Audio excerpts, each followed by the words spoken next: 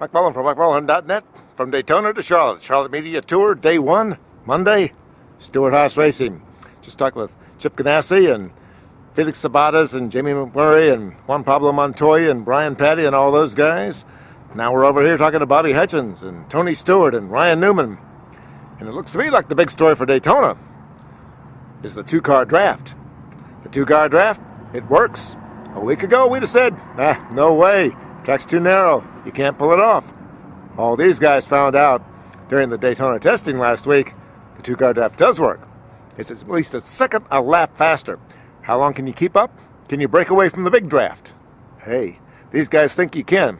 Okay, if you break away from the big draft, the 20 or 30, 40 cars that are more inefficient than they are aerodynamically in a two-car draft, how long can you stay in front of it? Well, there's another twist to it. Another two-car draft can draft up on the first two-car draft and actually slow them both down.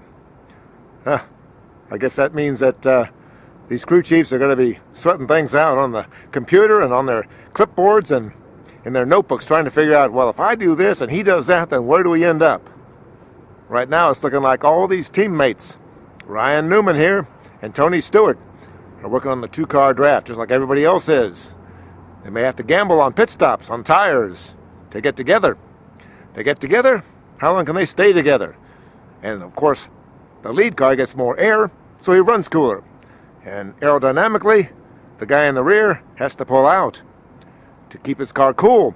So they're thinking, maybe we need two kinds of cars. One car to lead, and the other car to be cooler and run cooler behind in the draft. Who gets which car? What happens if you crash one of the cars? A slow car for drafting and pushing, and a fast car in the lead for engine cooling? This is getting way over my head.